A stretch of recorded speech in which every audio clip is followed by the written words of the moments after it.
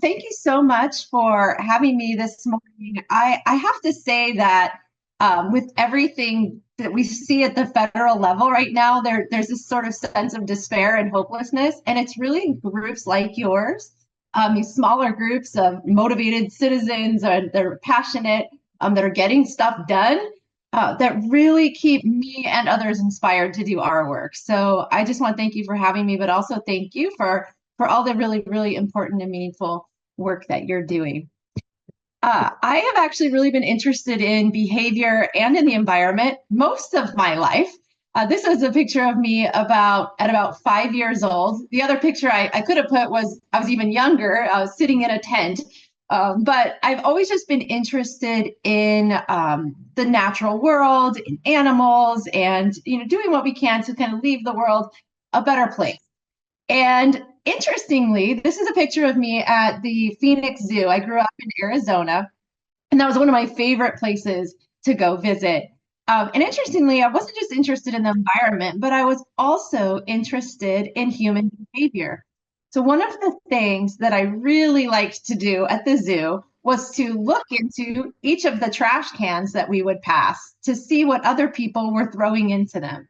So, you can't tell from this picture, but it's actually a giant kangaroo. And that is also a trash can. And this happened to be my favorite trash can to look into. So I was interested in what other people were doing, that human behavior. Now, apparently, I was also interested in changing human behavior because if I was not allowed to look into those trash cans, I would throw these horrendous tantrums until my parents would ultimately just let me have my way. So you could say that at the early age of 5, I learned how to change human behavior.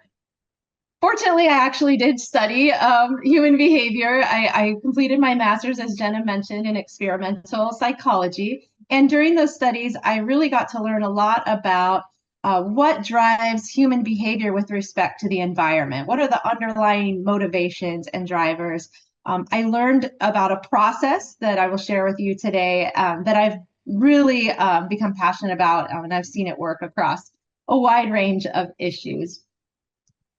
So Jenna already talked a little bit about the company that we formed, but we really are focused on sparking behavior changes for good. We don't sell products or anything like that. It's really just about how do we use knowledge from psychology and social sciences as well to get people engaged in behaviors that give us a cleaner, healthier, and safer world to live in. And we've applied this knowledge or this approach across a wide range of issues. So I'll try to touch on a wide range of examples today, but know that this approach has been applied from everything from picking up dog waste and putting things in the right trash bin to how people interact with marine life or wildlife that comes onto their property, a whole wide range. Now, when we talk about behavior change, trying to change the behavior of others, one of the things I find most helpful to do at the start is to look at our own behaviors. So I'm going to ask you each, just quietly to yourself, to think about a sustainable behavior, an environmentally friendly behavior that you know is important and you know maybe that you ought to be doing, but you're not yet doing it. So just think to yourself, you can jot it down if you like. Maybe it is taking a reusable coffee cup with you to a cafe. Maybe it is switching to eating more plant-based meals instead of meats, buying things without a lot of packaging, washing your clothes in cold water, air drying your clothes, unplugging electronics. There's a whole range of things. So now whatever you've thought of, I now want you to ask yourself internally why you are not engaging in that thing. So as people who are working on sustainability, you probably know about the benefits of engaging that, at least from a sustainability standpoint. But you likely have reasons. And then ask yourself, are those reasons something that you have control over? Maybe you just haven't gotten around to it. Maybe it's just a habit you need to start. Maybe you forget. Or are there reasons that are external? Maybe you can't access it, or there are other things that are external to you in the physical environment that make that hard to do. And you don't need to share those answers, or maybe you want to later on when we have our Q&A. But I think it's an important place to start because it helps us realize how hard behavior change can be. And if we aren't always doing everything we could be doing to be sustainable, and because we face real challenges. And it's helpful to maintain that mentality when we're thinking about trying to change the behaviors of others. All right, so we're going to dive in now. And the first point that I like to make here is that when we're looking at environmental problems, whether it's climate change or waste issues or biodiversity, really we're talking about environmental problems, but really we're talking about behavior problems. And that's why I'm so interested in it, or the lens that I take. Now, normally when we think about environmental problems, we jump right to technology or infrastructure solutions. So we develop things like electric vehicles, programmable thermostats, we weatherize buildings so that the heat doesn't escape, we create solar panels, you name it, we create a lot of technologies. And those are fabulous and they are very important to achieving our goals. But if people don't use that technology, they don't adopt the technology, or they use the technology incorrectly, we won't achieve the goals that they're intended to. So for example, we might be able to get someone to install a programmable thermostat, but if they're not programming it to energy efficient settings, we're not saving any energy. Also, another way that we address environmental problems has been through infrastructure. That is, for those of you who might remember the movie Field of Dreams, that's the if you build it, they will come idea. So that is, we create a collection infrastructure for recycling, or we build bike lanes, and we expect that if we have this program or we have this infrastructure, people are just going to flock to it and participate. But that's not always the case. The second way that we address environmental problems is through policies and law. For any of you who may have worked in or with government, you likely know that policies take a very long time to get into place. They require many levels of approval, including the approval of the public. So policies are excellent because they take the problem out. So for example, single-use plastic bans. We just won't allow you to have single-use plastics anymore. That fixes the problem. Excellent goal, but it takes a while to get there. And so we very often rely on human behavior in the middle, getting people to do this thing voluntarily while we build support for policy and go through all of the necessary steps to get that in place. And it's similar for things that we put into law. So it's not, when we get something put into law, it requires that we enforce those laws, which takes a lot of resources, or sometimes it's just very difficult to enforce. So if you think about one example of flushing pharmaceuticals down the toilet or down the drain instead of properly disposing of them at a collection center, which is often at a pharmacy, that's really difficult to catch people, right? Because it's happening inside of your home. So that's an example of really getting compliance from a voluntary standpoint is essential to preventing the potential issues with wastewater that are associated with that. So what I'm going to talk to you today is about voluntary action, but I didn't want to dismiss the importance of technology and infrastructure and policy because those are essential in getting us there. So let's talk now about how we've traditionally tried to change behavior on the part of the public. If you look at programs going back decades and even currently, the vast majority of those programs take what we call an information-intensive approach. And here's what it looks like. First, we give people knowledge. We have this idea that people aren't doing the behavior that we want them to do because they don't know. They don't know about it. They don't know about the importance of it. And so we just need to tell them how to do it and give them a flyer or teach them in a workshop, and they will do it because they now have all of the knowledge that we do. Unfortunately, the research is very clear in showing us that simply having knowledge about how to do something or knowledge about its importance is not a motivation to act. You need to have it, but it's not sufficient in many cases to motivate people to act. The other approach we see very often is more of an awareness-based approach. And here we're approaching this with the idea that, well, people just don't care enough. We need to get them very concerned. And so we show people photographs of mounds of plastic in the ocean or sea turtles with straws hanging out of their nose or whatever we can do to really heighten their concern. And again, what we know from the research is simply caring about something or having a positive attitude about something is just one piece of getting people motivated, and it doesn't address other barriers. So very often, knowledge and awareness are not enough to move people where we need to move them. And in fact, sometimes making people too concerned can make them turn off to your message altogether because they feel like there's simply nothing I can do here. So I'm going to show you two examples of what I mean by this. The first is a study that was done at Virginia Tech by a gentleman named Scott Geller. And what he wanted to do was study if we give people knowledge about energy conservation and make them care about it, and will they change their behavior? So he advertised in the newspaper an energy conservation workshop, which was scheduled to last about 3 hours on a weekend and available only to the first 40 people who showed up. So you can imagine these are some motivated people. They probably already care about energy conservation and want to do something in their homes, but he wanted to test this. So he invited these folks to the workshop, and they were taught many things that they could do low and no cost around their home to save energy. And he measured their attitudes and knowledge as well as behavior change. In terms of attitudes and knowledge, he found that people became even more concerned about energy conservation as a result of attending the workshop, and they were more knowledgeable about things they could do around their home to save energy. But then they went back and they measured, did these individuals ultimately reduce their energy use or take any of the actions that they were taught? And here's what he found.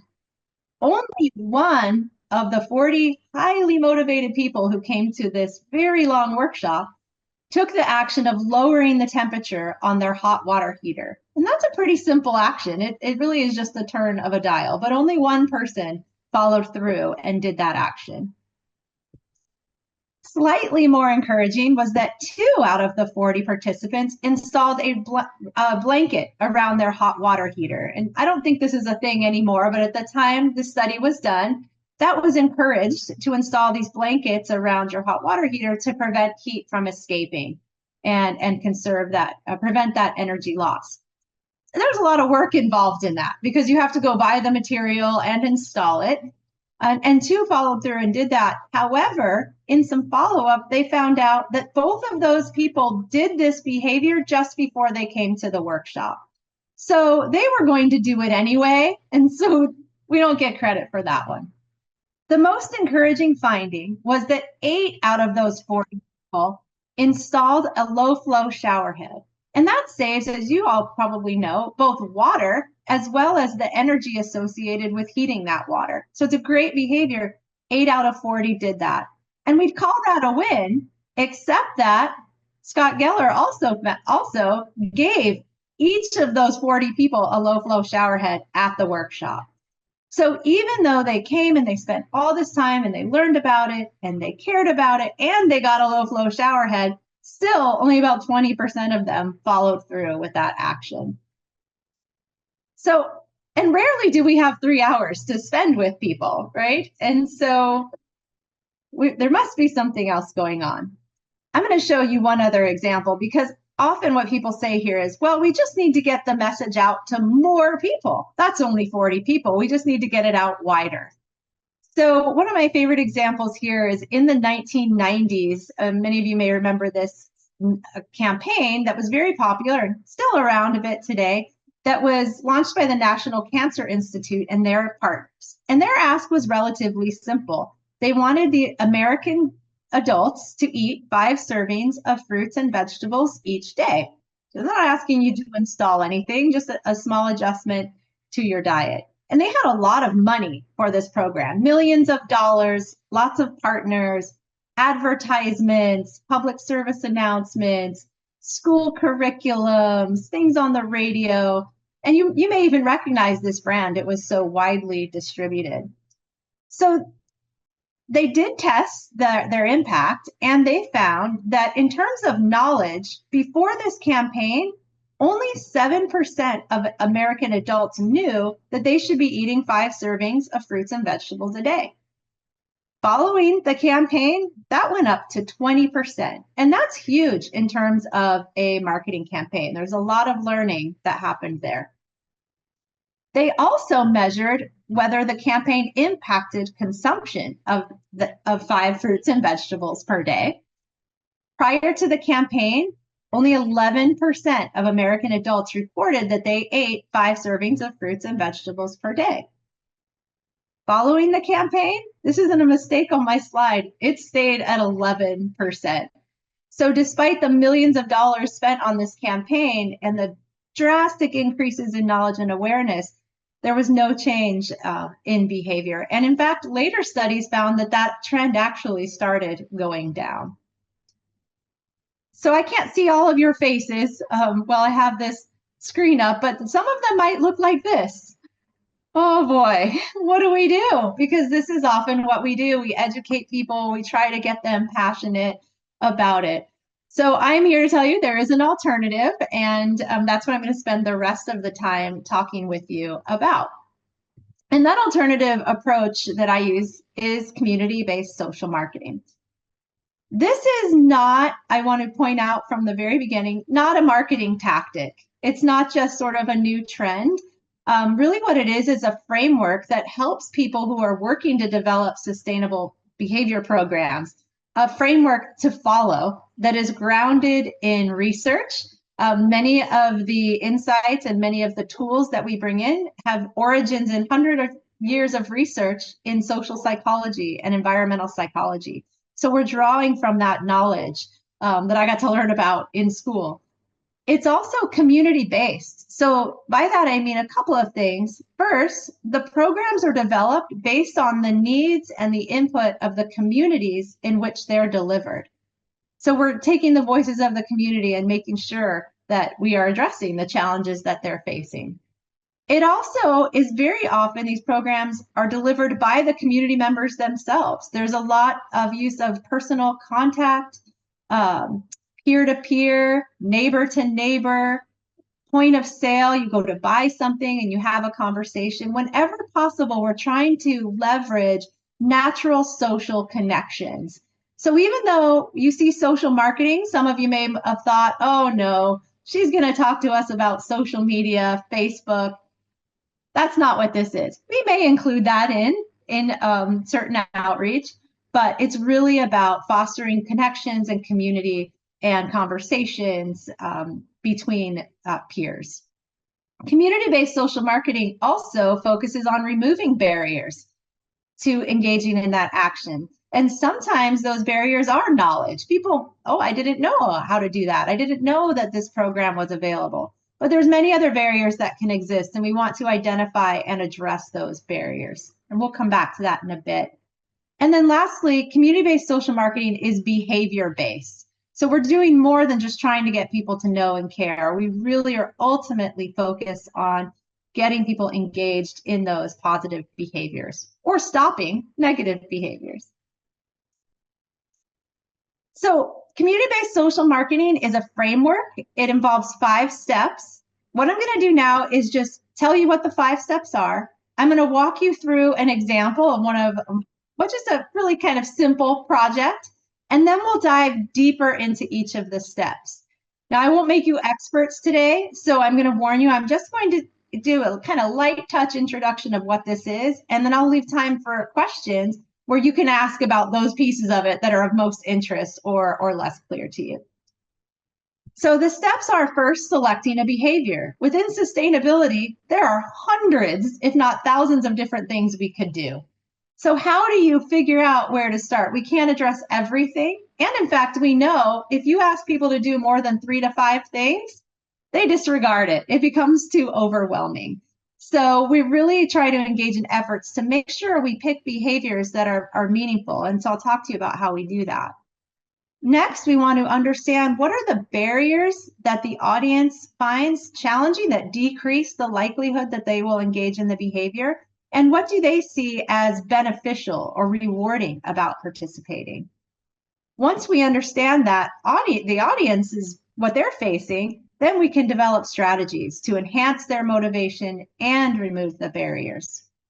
We test these strategies on a small scale, so we don't put all of our resources into rolling out a big program that ultimately doesn't make a difference, like those that I showed you. So we want to test it on a small scale. And then when we have evidence that it's working well and working in a cost-effective way, then we recommend rolling it out more broadly across the community or expanding to other audiences. So I'm going to share with you a case study of a project that I worked on, very straightforward. And I chose it not only because it's straightforward, but because it's an issue that we've probably all faced at some point, and that is people not picking up after their dogs. I worked for the city of Oceanside, a city at the north part of San Diego County, and I was working for their clean water program. And they had a particular issue along a bike and hiking river trail. So this is you'll see in the photo, the San Luis Rey River, and it runs inland all the way out to the Pacific Ocean. And there's a trail that runs about 7 miles along that river that people use for various activities, including walking their dogs. Well, they were very concerned about pet waste that was accumulating along the trail because when it does rain in Southern California, which is becoming more rare, unfortunately, but when it does rain, that pet waste can get washed down into the river, carrying bacteria into the waterways. So it is one of the contributors of bacteria that ultimately makes its way out to the Pacific Ocean. So first we needed to make sure that there was actually a problem. Sometimes, especially in the environmental field, people get hyper-focused on what one person is doing and think everybody's doing it. So first we wanted to make sure, is there really a problem with pet waste? So we partnered up with some Girl Scout troops, and they went out and they counted piles of pet waste along the trail, and sure enough, there was a big problem. But we wanted to verify that we had the right behavior first. So we knew that we had that behavior, but we didn't know who's causing this problem. Well, we know it's the dogs, but who? Is it people coming from all over the city? Are these local residents that just live near the trail? So that means we need to know who our audience was. So again, we sent Girl Scouts out. They were a great partner in this. And they did interviews with people who had dogs on the trail and asked them for their cross streets. And they learned from that most of the people who were coming to that trail with dogs lived in the few streets that were immediately adjacent to the entry points for the trail. So now we knew we could focus our message on those individuals who were actually impacting the problem, not spreading our resources all over the whole city, trying to find the right ones. Then the city said, well, we already know what the problem is. People don't know that this is the law. They have to pick up. They don't know that pet waste can transmit disease. We just need to tell them what to do and that they could get in trouble. So they wanted signs that look a lot like these because they'd seen them all over the country, and you probably have too. And they talk about, well, it can cause disease, or it's bad for children, it's bad for water. They just throw everything in there. They also don't make that behavior look very pleasant to do. If you look at just any of those pictures, these individuals look very uncomfortable, hunched over, not in control of their dog at all. Doesn't make it look nice. So we slowed the city down. We said, well, we really need to talk to the audience because they just assume people don't care. And what we learned was we did a mail survey because we knew that where generally people lived. So we mailed a survey to them. We got about over half of them to respond, and they told us, well, we don't care that it's the law. Nobody else is going to enforce it. The reason I do care about it. I care about water quality. And I also think it's my social responsibility. But the problem is I leave my house and I forget to bring a bag with me. And also the trash cans are so far away that I don't want to carry the pet waste all the way to the other end of the trail. So that told us very simply what we needed to do to both highlight the motivations that were important to them, as well as address barriers. So we created a program that looked like this. We changed up the signs to say, scoop the poop, it's your duty. That highlighted what was important to them, being a socially responsible pet owner. We showed them exactly what we wanted them to do by using a bag. And then we also had to address the barriers, which was installing trash cans and pet waste bags all along the trail. So before we rolled that out everywhere, because you can imagine that could get very expensive, we tested it on a small section of the trail. We divided the trail into areas that just had the same signage, the usual signage, and another area that got the new materials. And we saw a 25% reduction in piles as a result of that pilot in just a short term. So that gave the city information that, wow, this is working, and they decided to put some more resources into expanding that out. So that's essentially how it works. You can see how it's very evidence-driven. We don't start by, here's the program we're going to do. We start by making sure we have the right behavior and then work through that framework. So I'm going to talk a little bit deeper about each of the steps, and then like I said, I'll give you plenty of time for questions. So just a little bit more about what happens. First, with regard to selecting behaviors, we're asking questions like, what is it that we're trying to change? And sometimes people will say, well, we want people to care. We want people to know. But we really need to focus on what is it we're trying to change? Is it reduce electricity, get people to pick up pet waste, or reduce the amount of pet waste? Reduce single-use plastic? What ultimately is the thing you're trying to change? You got to start from the end. Then we figure out what are the sectors, so the audiences or the categories that are most connected to that. So if you were, for example, trying to reduce water use in your community, you might say, well, most of the water is actually being used outdoors and not indoors. And so you would focus on behaviors that are happening outdoors. Or if you're focused on reducing single-use plastic in your community, you might look at, well, where is most of this plastic being generated? Is it in individual homes, or is it in our community centers and events, or some other place? And so looking at those categories that are connected helps you figure out where the behaviors are that you need to be addressing. And then finally, we start listing out the behaviors. And when we talk about behaviors, we have to be very specific. Because if we tell people just, well, reduce energy, reduce your use of single-use plastic, there's a lot of different behaviors included in that, and each of them have their own challenges associated with them.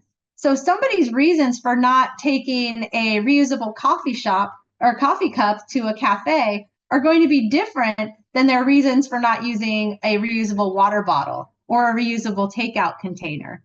The challenges actually differ at the level of those individual actions. So we have to be very clear about what we're asking people to do, make sure that it's connected to the outcome, and making sure that they are behaviors and not strategies. So if you say, well, my behavior is getting people to come to a workshop, that's great, having them come to a workshop, but coming to the workshop by itself doesn't have an impact on that outcome. It's the action that they take or that you want them to take as a result of coming to that class or a workshop. Sometimes we have a long list of behaviors and we need to narrow it down. I won't have time to talk with you about that today, but I will tell you there is a process for saying, well, what if we have 100 different things we can do or 20 different things? How do we narrow that down? If you look more into community-based social marketing, there's actually some different steps you can take to prioritize those behaviors.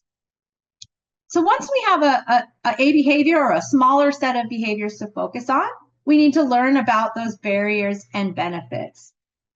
So what I want to say about that is barriers can be internal to the individual, just like I had you think about, things you have control over, your habits, your attitudes, knowledge can be a barrier, but they can also be external. The bins are too far away. The trash cans are too far. There aren't enough of them.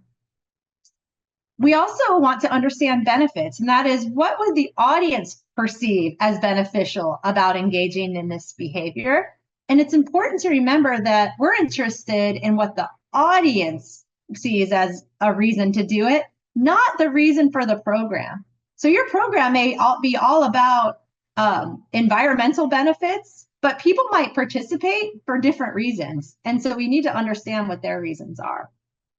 And I already mentioned to you that barriers and benefits can vary at the level of individual behaviors, but they can also change by audience.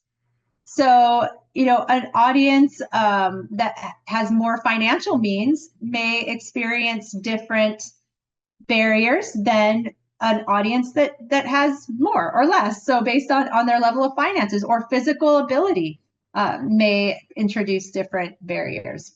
Barriers can also change over time as policies change or new materials come into the market. So it's sort of in flux, but it's important to understand at the beginning of your program.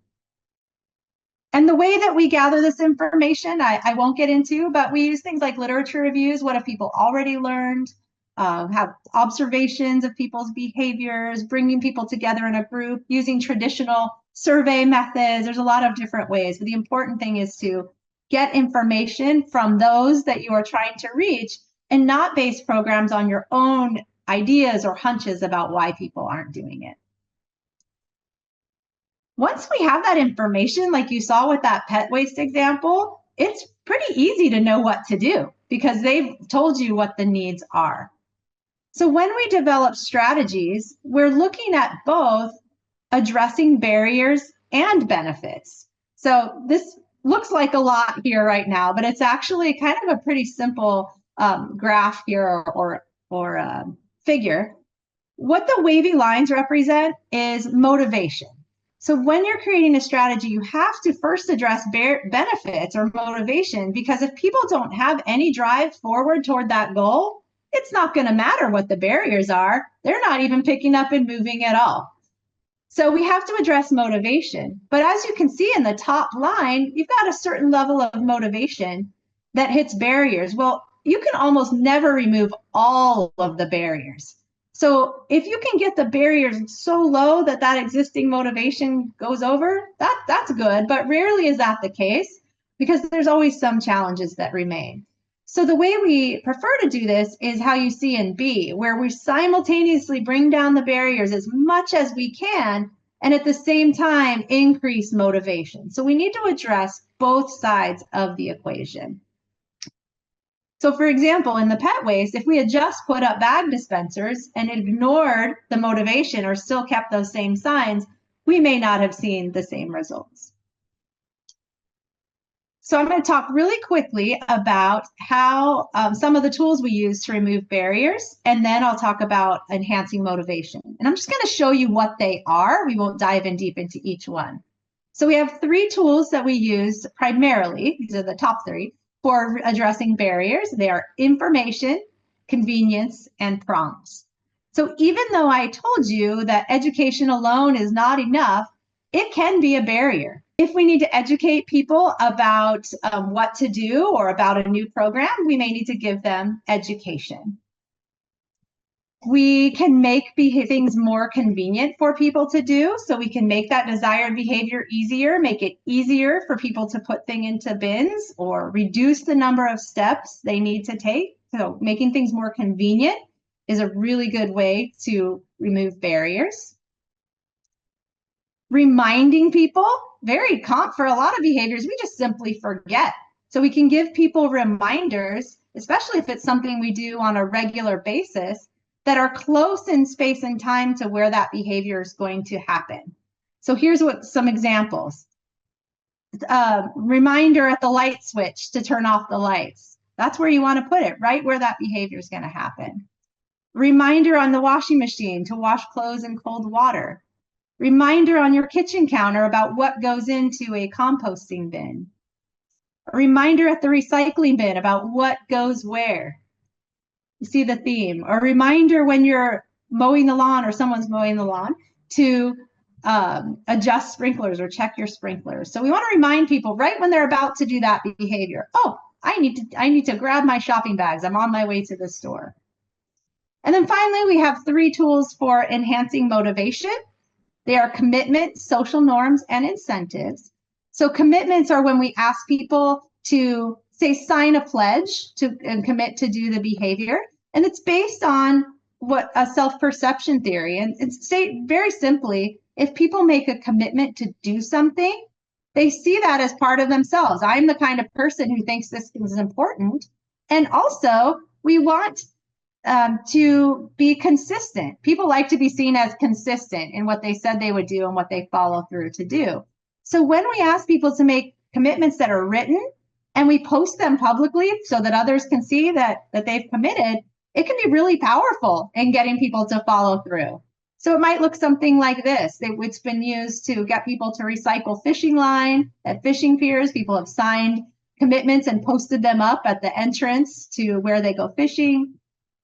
I've used this. This is a program I did at skate parks to get youth to throw their trash away.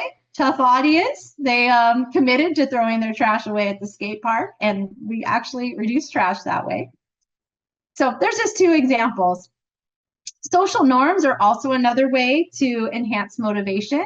So that is what we look to what other people are doing a lot of times in deciding what we should do.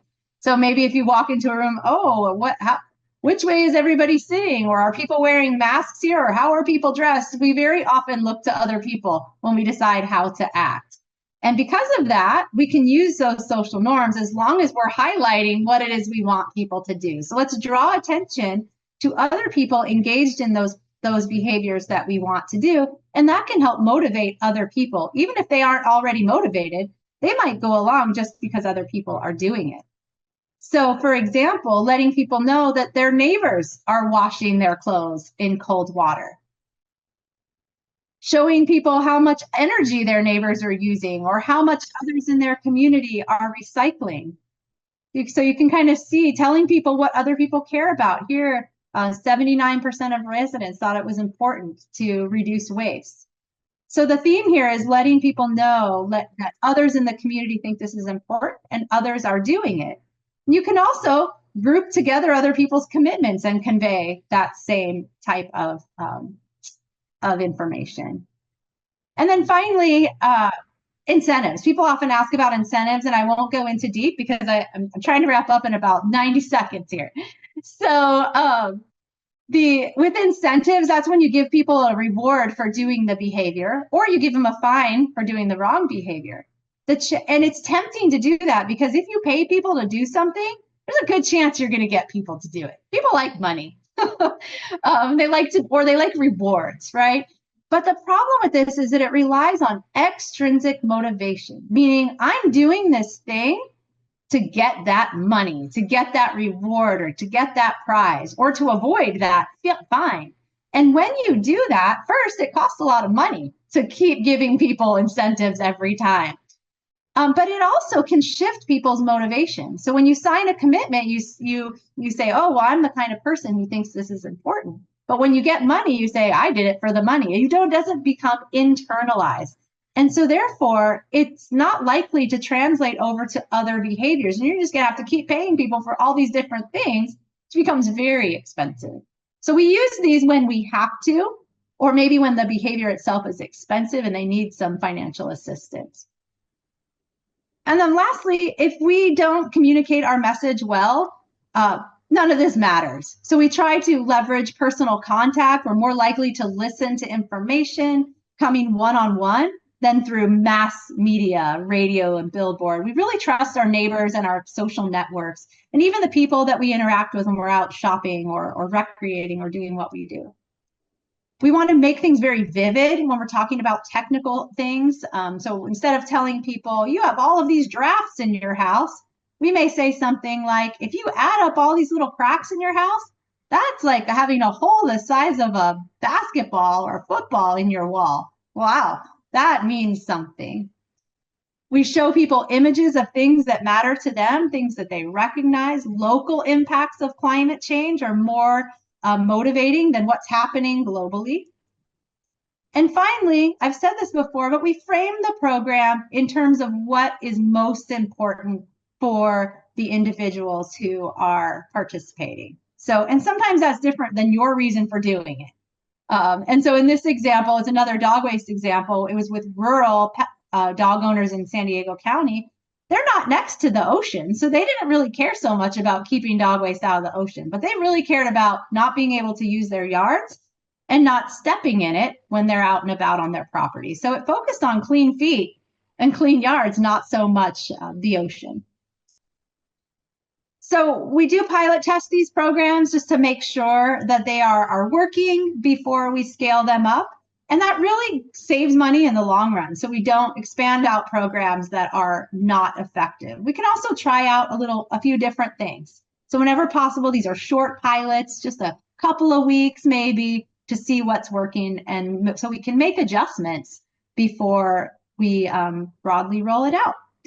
So that's the framework. I know I'm a few minutes over here, but I hope that you have some questions. I'll just leave this final slide up and jump on in.